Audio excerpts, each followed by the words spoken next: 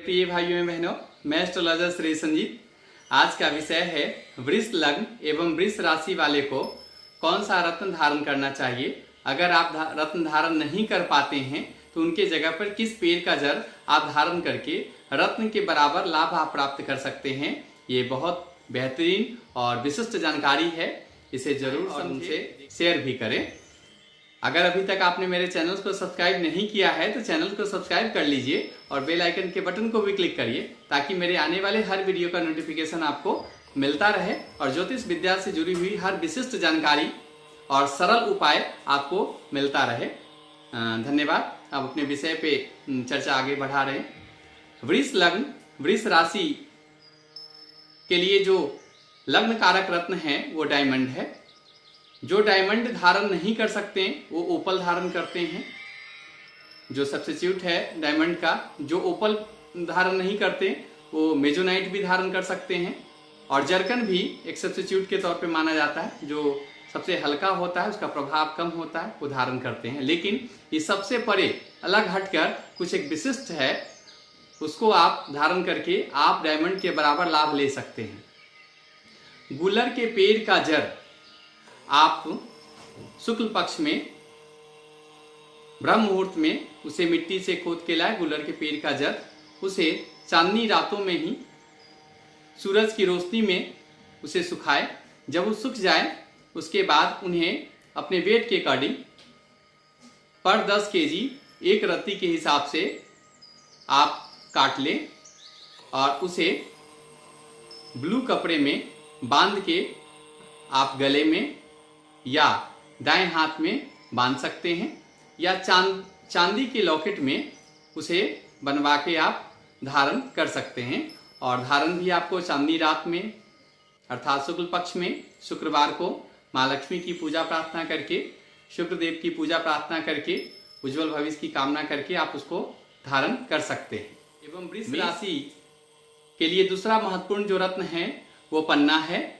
और पन्ना किसी कारण से आप नहीं धारण करते हैं या रत्न धारण आप नहीं करना चाहते या फिर आर्थिक कारणों की वजह से रत्न धारण नहीं करते तो उनके जगह पे आप पौधे की जड़ धारण करके आप बराबर पन्ना के बराबर बेनिफिट ले सकते हैं। वो पौधा कौन सा है?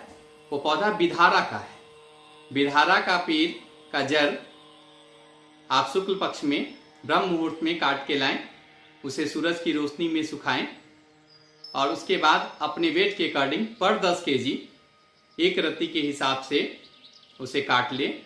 जैसे किसी व्यक्ति का वेट 70 से 75 केजी है, 70 से 80 केजी के बीच में है, तो 7.25 रत्ती का वो जड़ काट के आप ब्लू कपड़े में बांध के या आप हरे कपड़े में बांध के आप बाहों में, बाजू में, दाएं हाथ के बाजू में आप धारण कर सकते हैं या गले में धारण कर सकते हैं या चांदी के पेंडेंट में बनवाकर उसे शुक्ल पक्ष बुधवार को गणेश जी की पूजा प्रार्थना करके ओम बुद्ध बुधाय नमः का जाप करके उनकी पूजा प्रार्थना करके आप धारण करके पन्ना रत्न के बराबर लाभ प्राप्त कर सकते हैं।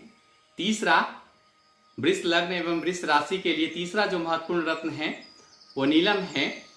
और किसी कारणवश आप नीलम नहीं धारण कर पा रहे हैं तो उनके जगह पे आप समी के पेड़ का जड़ आप शुक्ल पक्ष के शनिवार को ब्रह्म मुहूर्त में आप उन्हें लाएं, खोद कर सूरज की रोशनी में उसे सुखाएं। सूख जाने के बाद पर 10 केजी एक रत्ती के हिसाब से आप अपने वेट के अकॉर्डिंग उन्हें काट ले और उसे नीला कपड़ा में या श्वेत कपड़ा में उसे बांध के आप दाएं हाथ में बांध सकते हैं या गले में आप किसी माला में उसे बांध सकते हैं या चांदी के पेंडेंट में उसे बनाकर आप गले में धारण कर सकते हैं या बाजू में भी बांध सकते हैं। आपको नीलम के बराबर बेनिफिट मिलेगा। जिस समय रत्न का खोज पर्याप्त मात्रा में नहीं हो पाई थी, रत्न मिलना बहुत दुर्लभ था, अंतर्राष्ट्रीय व्यापार नहीं थे और बहुत मुश्किल था, सब लोगों तक रत्न पहुंचना बहुत मुश्किल था, उस समय पेड़ के जड़ ही धारण किया जाता था रत्न के विकल्प के तौर पे। और उनका लाभ लोग प्राप्त करते थे। तो ये बहुत ही पुरानी विद्या है और इनका आप लाभ ले सकते हैं। अगर किसी कारणवश रत्न आप धारण नहीं करते हैं तो इस पेड़ पौधे के जड़ को भी धारण करके आप रत्न के बराबर बेनिफिट आप उठा सकते हैं।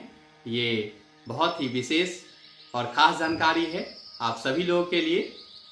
आप अपने मित्रजन एवं परिवार के व्यक्ति को इस जानकारी के बारे में बताएं और उन्हें भी अवेयर करें।